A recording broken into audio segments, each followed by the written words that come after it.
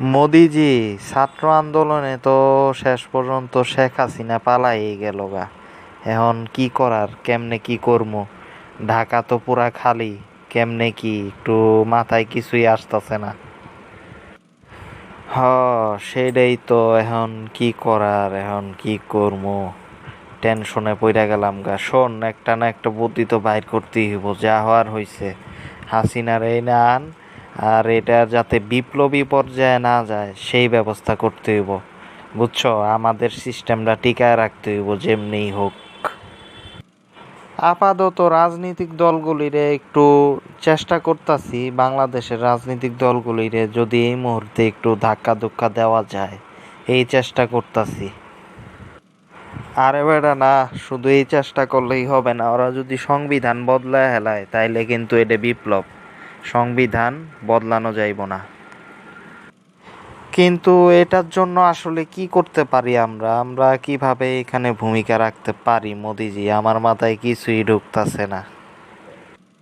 কেন, শিলংয়ে না একজনরে আটক রাখছো দীর্ঘদিন? ওই যে কি জানি নাম এখন, ওই নেতারে তো আটক রাখছো। ওরে না সংবিধান টংবিধানের ট্রেনিং দেওয়ার ব্যাপারে আমি বলছিলাম যে সব কিছু ট্রেনিং দিবা, হাসিনার বিকল্প হিসেবে যাতে দাঁড়াইতে পারে। ওরে এখন বাইর করো, ওরে বাংলাদেশে পাঠাইতে হইব। হ হ হ, মোদিজি, সালাউদ্দিন, সালাউদ্দিন নামটা মনে পড়ছে। ঠিক আছে, বাইর করতাছি ওরে। এই শোনো, তোমার টাইম হয়ে গেছে। তুমি এখন বাংলাদেশে যাবা, বুঝছো? তার আগে তোমার মোদিজির সাথে দেখা করতে হইব। আমি বাংলাদেশ যাব? বাংলাদেশ? ও, হ, আমার খুব বাংলাদেশে যাওয়ার ইচ্ছা করতেছে। আমারে প্লিজ ছাইরা দেন ভাই, প্লিজ। হ্যাঁ হ্যাঁ, তুমি বাংলাদেশেই যাবা, তবে তার আগে কিছু কাজ আছে। আমাদের কথা মতো কিন্তু চলতে হবে, নইলে কিন্তু খবর আছে। তোমারে ছাড়ার অনুমতি দিছে মোদিজি। এখন চলো, মোদিজির সাথে কথা বলো। মোদিজি, আমি বলে বাংলাদেশে যাইতে পারমু? হ হ, তুমি যাইতে পারবা, ঠিকই শুনছো। তবে কথা একটাই, শোনো, এখন তো জানোই দেশের পরিস্থিতি কি জানো? পরিস্থিতি, শেখ হাসিনা কিন্তু আমাদের এখানে আসছে। এখন বিকল্প হিসেবেই তোমারে পাঠাইতাছি, বুঝছো? তুমি যে সংবিধানের ট্রেনিং মেনিং নিছো, এগুলি কি সব ঠিকঠাক আছে তো?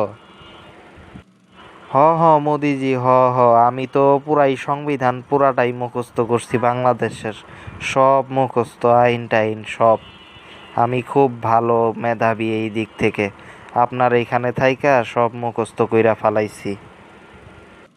তুমি খুব দ্রুত রওনা দেও। তোমার কাজ বাংলাদেশের সংবিধানটাকে এই মুহূর্তে রক্ষা করা, বুঝছো? এইটাই তোমার এই মুহূর্তের কাজ।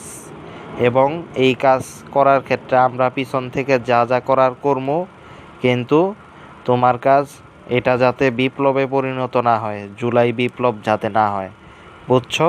সংবিধান রক্ষা করো, যাও। ঠিক আছে মোদিজি, ঠিক আছে।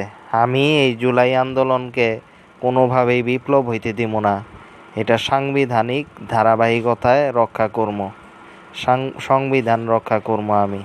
ঠিক আছে মোদিজি।